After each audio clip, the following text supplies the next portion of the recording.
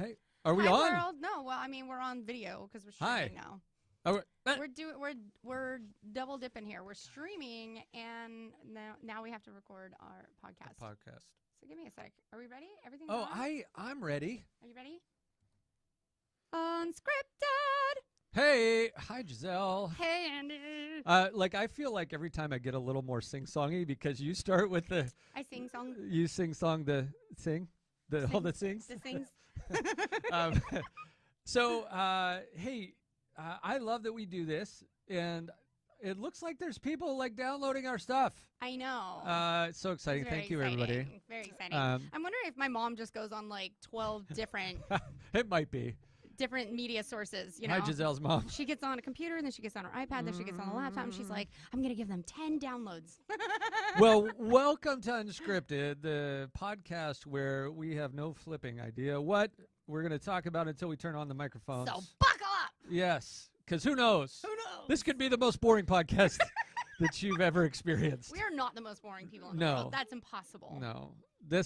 And we I wanted... might not be the most interesting person in the world, but I am But you were certainly up in there. the top 5%. Yes.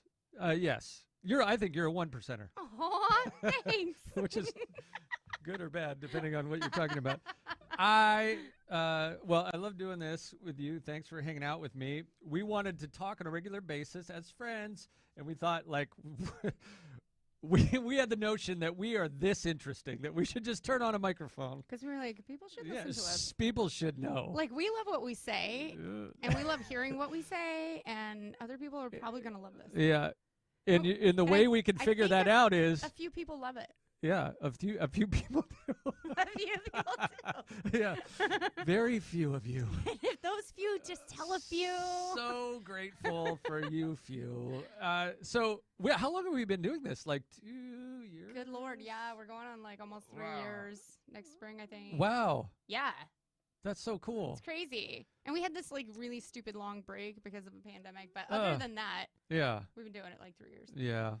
So I just my mom always said, "So buttons on my coat." Oh. How can your mother be so adorable? She is the cutest being ever. I know. So great. What did I refer to her as something on the podcast? Like besides adorable? Oh no, I don't know, but if you did, she would let you know. Yeah. I was thinking sometimes she reminds me of like a Christmas elf. Oh, she's going to love to hear that. Oh, is she? She's going to listen to this.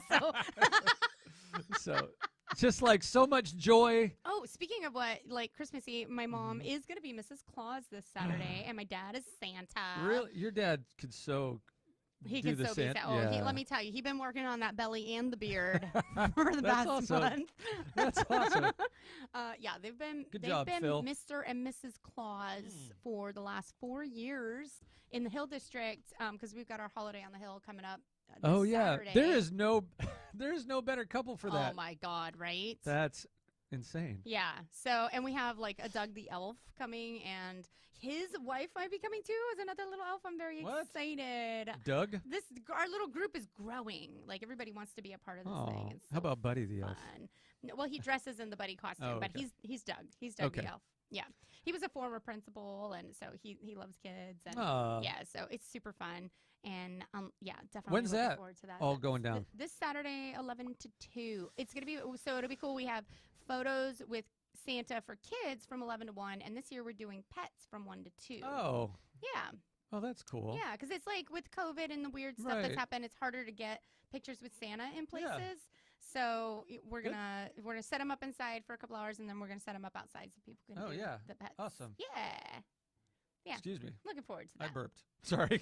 I don't think they heard that. It wasn't even but thanks for letting us know. I tried to internalize it. Let it out, man. Do you ever try to stifle a sneeze or like That's those the kind of worst, things? because then you like sneeze behind your eyeballs, and then they like sting and water, and you're like, yeah. Why? I feel like one of my eyeballs are gonna pop out when I do that. Snotted all over everybody. You blow a bubble. I hate when that happens. When you work in the service industry, you have to do those things like stifle the cough, stifle a sneeze, and you're like, you just like especially die now. for a second. Yeah, it's the worst. Yeah, especially now. It's like an internal heart attack. Right. You like sneeze a little bit.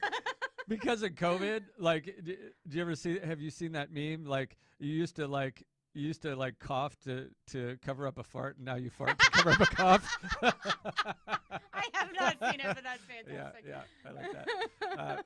So I saw this picture somebody sent to me, and because I was kind of digging on Instagram, like not like digging on it, but like you were digging through it, like busting on it. Okay. And because Instagram has always been, it's great, but it's always been difficult for me. I just too many pictures. You gotta hashtag everything. Like, it's just too much work for me. Yeah. To get to like be good on it. To beat the algorithm. Yeah. And so I'm like, no, thanks. So I was like, but somebody sent me. I pay someone to do that. That's good.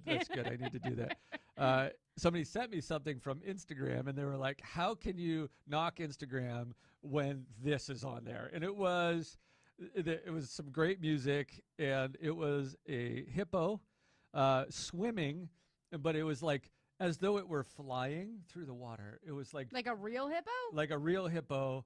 Graceful. The music was perfect behind it. It was so epic. I love these videos. Yeah. I'm a sap for 'em, man. Yeah. And it was like all the animal videos in the world, please, okay. From Australia to Taiwan to so great. Europe. I want all the funny little animal things in Africa. I just saw a baby hippo one that was super cute. But so here's my point, though. Baby elephants and little baby sea otters and little baby horses. All right. Okay. Gisele. Yeah, we get it. You like the animals. There's so much cuteness. So here's this, normally when you think of a hippo and you think about how they move, you don't think. I've never actually thought about how a hippo moves. It's not one of those. I was like, you know what I'm thinking about right now? Think about it. I've always wondered about how hippos move. Think about that. So if you've ever seen one, the first word that comes to mind is not graceful. No, but in clunky and lumbersome and but in this context, in the water, it was like the most graceful, floaty. And so I wrote back to the person. I said, this is what comes to mind. In the right environment, in the right context, anyone can fly. And because... did you ever watch the California Raisins Christmas special? No. Okay, well, that used to be living in California. Certainly, we watched that every single Christmas, and they aired it for, I don't know how many years, but a ton of years. Yes. And we were, depressed as a family when they stopped airing it, because they were claymation. I remember it. Do you remember? Oh, yeah. Claymation. And I still, to this day, love claymation. It's and the best part of the entire thing that we just waited all year to watch was the hippos on ice. Do you remember? The hippos ice skated, and they were just soaring, and they're these big, fat, chubby hippos, and they're just soaring across the ice and lifting each other and spinning it. And they do funny little things like they're gonna fall over and stuff. Oh my God! So why is that so great? Because you don't normally associate them with gracefulness. Yes. So to my point. Yeah, right? You're welcome. Yeah. Supporting role here. Thank you. So in the right environment, as these animals, that's where they thrive. In the water, they're chubby. They float and they fly and awkward through the water, and it was so beautiful. And the music was just epic on this thing. So but I got to thinking about. You got to thinking about how in the right environment. Right. And so if you go back to a previous podcast, we did something called Wu Wei. Yes, I remember that Wu Wei effort. Yeah. Right. And it's the effortless effort. Effortless effort. Non-action action. And I started putting these concepts together in my head this morning as I watched this hippo. But I was thinking oh my gosh, what is it that our listeners, people that would hang out with us or listen to our podcast, entrepreneurs out there, where are you feeling like you are just clunky and can't seem to make progress and you feel out of the water, so to speak, right. in that context? And it's not that you're built the wrong way. Correct. But you're not built for that environment. Right. Oh, I love that. That's good stuff, Lindsay. What a bring it sometime. So what's funny is I just had an experience yesterday, to put this into context for business owners out there. So I had an employee who, despite really trying to mold her into the barista position, it just wasn't working out. We got some bad reviews, and I had tried to work with her on, you know, like, here's how we can fix, you know, this negative feedback. This is what you can do. And she would try. She would try really hard for like a few days or a week, and then like would just slip back into who she is. Right. And I love her as who she is outside of the position, and would say that to that effect. Like, it's not you. It's the position that you need to be in, right? So after several months now and several reviews, I'm like, okay, this is the last strike. If you can't fix this within 3 to 4 months, this is obviously not and I said that very specifically. I said, this is not the job/environment that you're suited for. Right. It's not that you're a problem you're not bad. Here. And I said, I was like, as a friend, I love you. You're an incredible person. You're great. Love your angstiness. It just doesn't work as a barista. And so thankfully she had already found another job, and so we were kind of like weeding out our hours anyway, but so it wasn't like drastic, but it was also like, as a friend, you're great. As an employer, I have to protect my business. I cannot afford another negative review. It's not going to happen. So, you know, you need to move on. But I had said that very exact same thing and positioned it that way, was this is not the right environment for you to thrive. And with you not thriving in it, my business is not thriving because of it. And it's not bad. It's good. And it's kind of like the hippo in the ecosystem, right? The hippos aren't doing anything for the ecosystem on land. They're doing something for the ecosystem in the water. They go on land if they have to. Correct. But that's not where they thrive. Right. And every part of the ecosystem, right? Every animal, every insect, everything has a purpose and fits in exactly the way they need to be, and they all feed the greater good if they're fulfilling their purpose within the right environment, you know? And I think it's instructive. Like, sometimes we have a real desire to be, for whatever reason, to be something that we're not. So like a good example was when Jen and I were first married. My wife is an amazing singer. She's so great. At the time, she didn't play guitar. She plays guitar now. She taught herself. Well, she didn't teach herself. She went to lessons, but like she did it. Right. So, and I wanted to be that guy.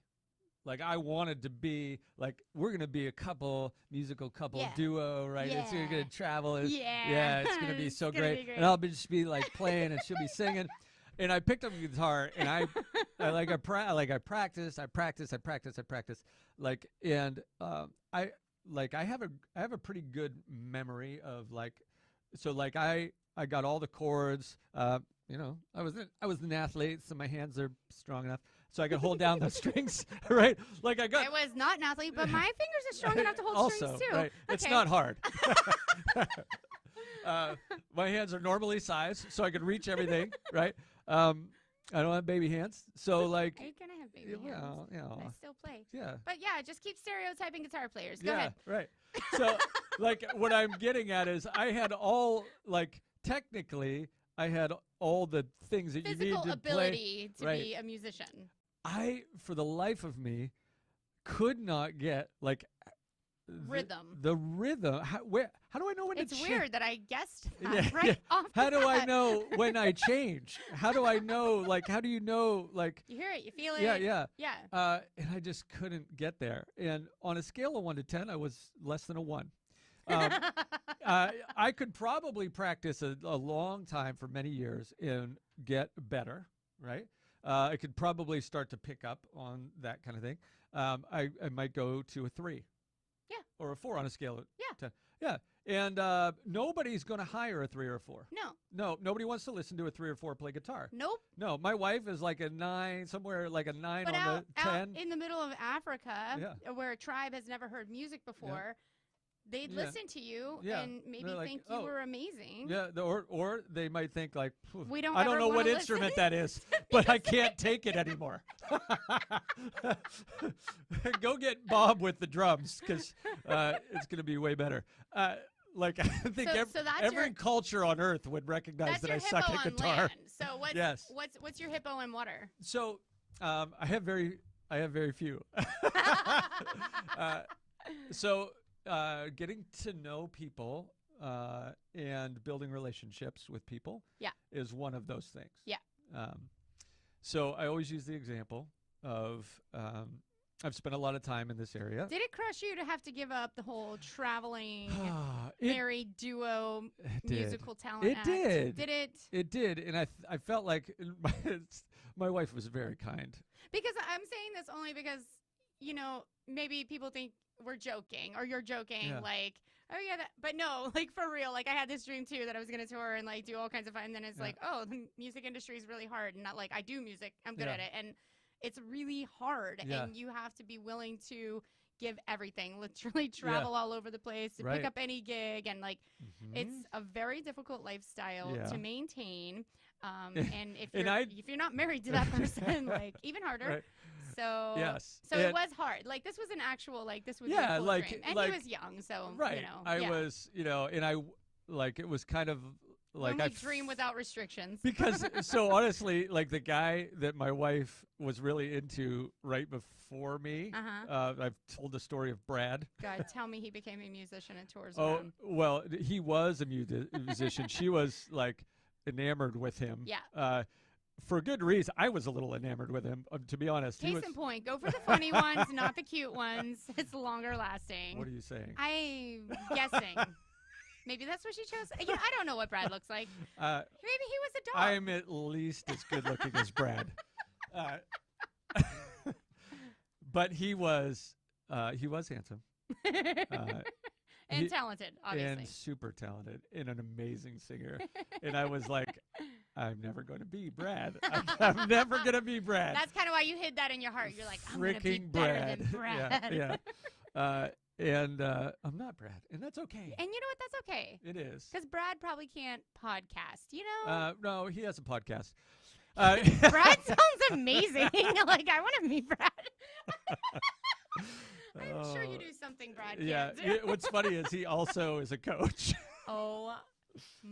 Yeah. Okay. Yeah. But anyway. But I could snap Brad in half. You listening, Brad? Yeah. You hear me, Brad? He's actually a really nice guy. He's really great. That makes it better. It does. I don't know how I ended up with Jen, honestly. But I'm glad I did. 25, almost 26 years later. No, that's exciting. January 1st. Yay. So all that to say, giving it up felt weird. Felt like I'm never gonna be that. And my wife's like, that's fine. Did it make you feel like a quitter? Like at that point? It just made. Because you're like, I've given so much effort into it, and I'm just not. It's not working. Yeah, it's not who you are. And to be honest, maybe I didn't give that much effort. It became very evident to both of us that this wasn't going to be me. Right. So and people have probably felt that way, stuck in something, and you're like, but I've already put so much effort. I'm just gonna struggle through it anyway because I'm this far, and I know I'm not good at it. But I don't want to change either. Yes, and it's such a fallacy, honestly, to think that way because oh, I've already done this much. I guess I'm just. And I want to, here's the other principle that I want to pull out of this. Be a quitter. Be a quitter. I was just about to say, don't be afraid to quit. Don't feel like quitters are, not an option. Be a quitter when it's not right for you. You have to and be a quitter. And it's not right for everybody else. And that was kind of like this employee. I was trying to get it to where she could comfortably quit, and not feel bad. Because she was. She was like, I don't want to hurt you. Yes. Because she is a great person. Right. And, she's very much I don't want to hurt the crew or hurt you. And it's you're hurting more by staying. Right. Even though you're trying. And that's like, Gisele, I think that's probably one of the things that keeps people stuck so much. Like, I didn't want to. And the rest of us are nice people, and we don't want to say flat out, like, no, really, you're a detriment to the team. But you kind of suck at this. Can we just hang out for beers afterwards? Yeah, right. Don't come to work. I love you. I love you. And I even said to her, I was like, you can be whoever you want as a friend without excuse. Yeah.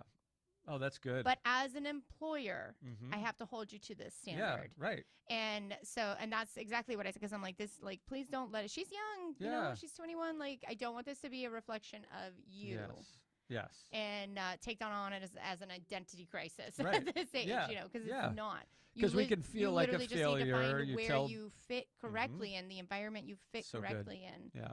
Yeah. And so, like, for me, I've been able to get to know a lot of people, to build relationships. And we have some rental properties one night, you know, like during that huge snowstorm a few years ago, we had 5 feet of snow building up on houses. It was melting. The greatest. Oh my gosh, that was so amazing. We're the weird people in here who are like, this was the 200 greatest inches day of snow that winter. Yes. It was so incredible. 65 inches in 2 days. It wasn't enough for me. Like, I wanted the city to be buried, so we shut down for 2 weeks. I wanted buildings to disappear. And everybody was afraid of shutting down, and then we had COVID, and we freaking shut down for months. And it's like, see, we could have a snow day that long. Yes. And it would be better if it was a snow day. So much more fun. Yeah. So we have all this ice. We have this property. It's melting all 5 feet because there's no insulation in the ceiling, in the roof. Oh, no. And so it's melting. Oh, no. And ice is building up like huge. And it rips off like the gutter and everything. And like hundreds of pounds of ice come crashing down into the walkway. Oh, no. Luckily, nobody was in the walkway. Luckily. And it hit the electrical meter on the side of the building. Yeah. And exploded. Popped it. No, it hit it just enough to pop it out. Okay. So if you can imagine what the electrical meter looks like, popped out away from hanging on an angle, it's like it needs to be in there so that electricity continues. Right. Right. So if it pops out, it all shuts down. Right. Safety features. Right. And stuff. Yeah. Right. So now the little clip is broken, and it's unsafe, and it's hanging out, and like there's thousands of pounds of ice in the walkway, and so if I call the electric company, when are they going to get there? If I go through the normal because channels, we had just had 5 feet of snow everywhere. Right. Yeah. So if I go through, call them the next day, they're going to schedule it. They're going to come out to get that safe. How long does that take? 3, 4, 5 days, right? So I call my friend who works for the electric company. Okay. And I say, hey, are you working tonight? Because he was a linesman. Yeah. And he was like, no, but my friend is. Where are you? And I told him. He said, oh, my gosh, he's like 10 minutes from there. I'll call him. He calls him. He calls me. He comes over. In 15 minutes, it was repaired. Oh, wow. And that's what I do. Like, I don't know, but I know a guy. And that's my thing. He is a know a guy. And I don't really know very much, but I know a bunch of people that know things. He knows so many people. That's one of the benefits of being in the position you're in at the city mission is like the connection throughout the entire, and I mean, all the other things you've done have contributed to the connections you have, but like that job in particular, like you have quite the network. Yeah. And because you do so much good for other people, people want to help you. Yeah. Yeah. And that's kind of been my it's what I want to do. It's my strategy. I want to help. But by doing that, who was it? Was it Zig Ziglar who said you can have anything that you want in life if you first help other people get what they want? Yeah. And I love that. That's my strategy. Yeah. Like I believe that, and it comes back. But that's my thing. So like I do some coaching and I teaching think, and the flip side of that too, like the more you help other people get what they want, it changes what you want. Yeah. Because the experience of that changes. The like from material things to experiential things, and you know that kind of process. Yeah. Yeah. And so that's my thing. I don't know what your thing is, but I want to know, like, if you are listening to this, and you. They are. If they're listening. They are. If you heard me just say that, you are listening to this. In which case, I would love to get your feedback. message us, email us. We put the information up on the show notes. So yeah, what please environments are you in that maybe you shouldn't be in? Yeah, that you're not thriving in, that you're not gracefully swimming through. Yes. Yeah, Flying, like floating. a hippo in the water. Floating to epic music. We want to know.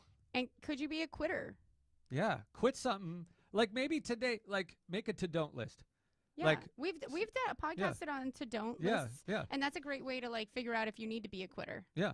Yeah, what is it? What do you hate doing that you're currently doing? Yeah, sometimes it's good to be a quitter, and sometimes it's also like I did, to recognize when somebody else needs to be eliminated. Did I say that? I didn't mean to say that. Eliminated. They're eliminated.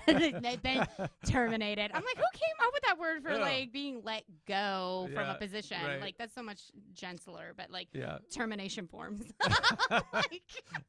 You will be terminated. Is it all over now? You're really like, and honestly, but like on the flip side of that, you to try to, as an employer, recognize that in people who are hurting your crew or your bottom line. Recognize that it's not a person problem. Yeah. It's a personality problem. Nice. So don't hurt the person. Yes. Just address the personality discrepancy that doesn't work for the position that they're within. And maybe you have a big company that you could move them to somewhere where, now that you've recognized what they're not fitting into, you also on the flip side of that can see what their strengths are. And like this girl too, I'm like, I see a bunch of strengths in this area, and even helped kind of guide her through like changing her major and stuff like that. I'm like, really, are you sure you want to go that route? Because like, I see how you interact with people, and maybe a people position isn't for you. Right. Maybe a more solitary position is going to work for your personality type. And there's lots of solitary positions out there. Yeah. So maybe fewer change people your path. And she did. So I'm glad when I can help guide people like that, and that's funny. Yeah. So, but as an employer, address those things too, and don't be afraid to do it, because help them transition to. Like, it's important for your business to thrive. Yeah.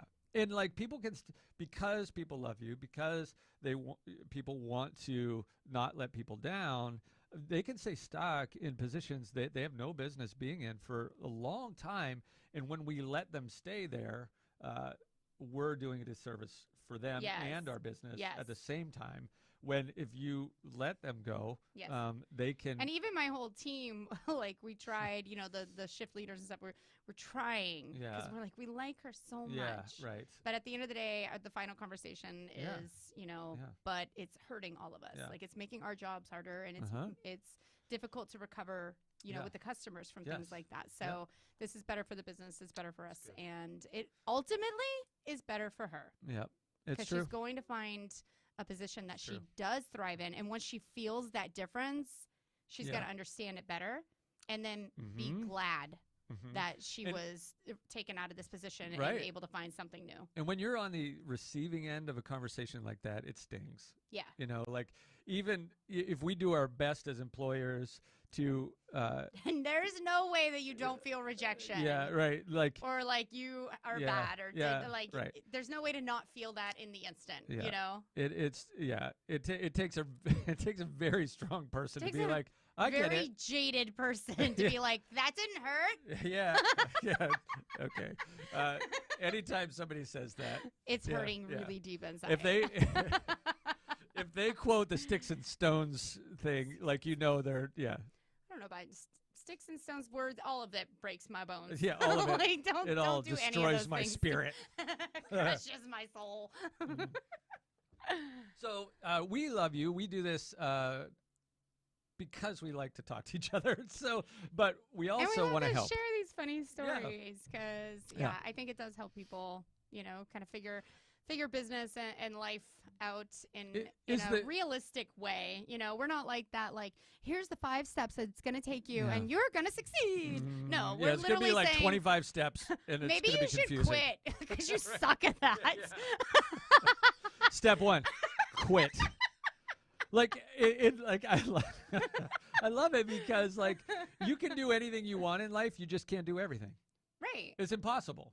Yeah. So, like, if you want to, but maybe you shouldn't be doing the things you want to do. You should because you suck at them. Yeah. If you want to do something that you suck at, maybe you should want to do things you're good at. Do it in private. It's like you love singing, but you suck at it. Great. Do it in the shower. Do it in the shower. Not on a stage. Right? Nobody's going to pay you to do that. Great advice. Yeah, that's great. Unless somebody's in the shower with you. This is great. Tell us if you end up quitting something. We want to hear about it. Throw it in the comments. We want to help you quit. Yeah. Give up. Give up. There's a great book, by the way, by Seth Godin called The Dip. And he talks about when chasing something really difficult in life, there's a dip where you kind of get worse at it before you get better, and you have to push through, sort of like the 3 feet from gold kind of thing. Like keep digging, keep going. You'll get there, break through, and achieve all kinds. He's like, but something that feels very much like that is what he called the cul-de-sac, where you're just going around and around and around. And that's just a matter of time where you figure out, I should have broke through like, by now. Yeah, you're like, wait a minute. I've seen this area, like when I was on my hike. You're like, wait, something's wrong here. And you have to, they feel a little different, but in a lot of ways. And don't be afraid to ask me. This is where like life coaches come in handy because they help identify the cul-de-sacs. Yeah. So I think it's harder to identify on your own. Yes. So if you are one of those people and you're not sure, yeah. and you're hearing this and you're like, maybe I'm one of those people, then go find a life coach. Yeah. Maybe you find Andy Kerr at andykerrcoaching.com. Yeah. Don't call me. I'm not going to tell you. Yeah. But if you do want to find out more information about me, you can certainly find the Honest If you CEO. want it short and not sweet, call Gisele. Call me. I'll give it to you straight. This has been fun. Yeah, love you guys. Love you guys. Love you, Mandy. Bye. Love you, Gisele. Peace out, peeps. And to say goodbye to our live streamers. Bye. Is the